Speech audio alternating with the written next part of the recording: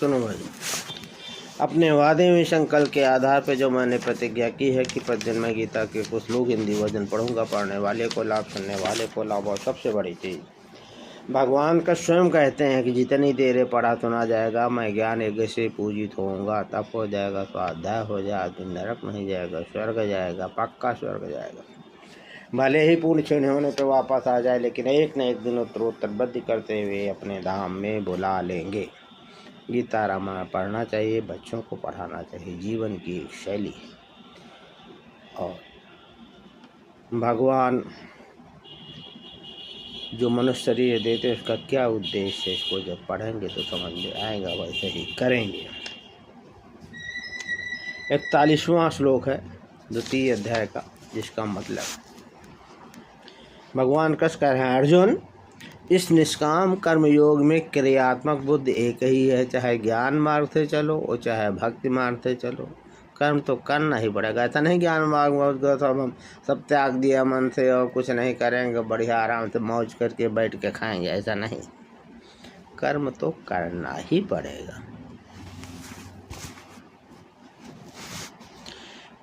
निष्काम कर्म योग में क्रियात्मक वो देखिए, क्रिया एक है और परिणाम एक ही है। श्वास तो ज्ञानी को भी लेना पड़ेगा, सांस चल रहे, श्वासा जब करो, चाहे समर्पण करके जब करो, करना तो पड़ेगा ही महाराज। क्रिया एक ही और परिणाम भी एक ही है।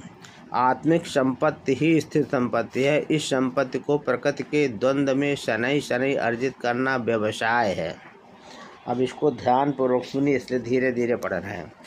आध्यात्मिक संपत्ति इकट्ठा करनी चाहिए। हम लोग लौकिक संपत्ति इकट्ठा करते हैं जो नाशवान है, चाहे तिजोरी में भर के रखो, चाहे रजिस्ट्री करके रखो, चाहे जाऊँ शरीर है नाशवान तो वह तो अपने आप है नाशवान। आत्मिक संपत्ति नाशवान नहीं, आत्मिक संपत्ति ही स्थिर संपत्ति है। इस संपत्ति को प्रकृति के द्वंद्व में शनै शनै अर्जित करना व्यवसाय है। इकट्ठे नहीं अर्जित हो पाएगी, बड़ा कष्ट लागत है, जिसमें कोनो मार काट नहीं करेगा। शनै शनै का मतलब धीरे धीरे कमाना ही व्यवसाय है। जैसे कपड़ा बेच के कमाते हैं, टिकिया बेच के कमाते हैं, रसगुल्ला बेच के कमाते हैं, ठीक। उसी तरह से जैसे भगवान सब में है और सब भगवान के अंदर है। जब वो विकराल रूप दिखाए थे, जैसे रसगुल्ला कड़ाही की चाशनी में पड़ा,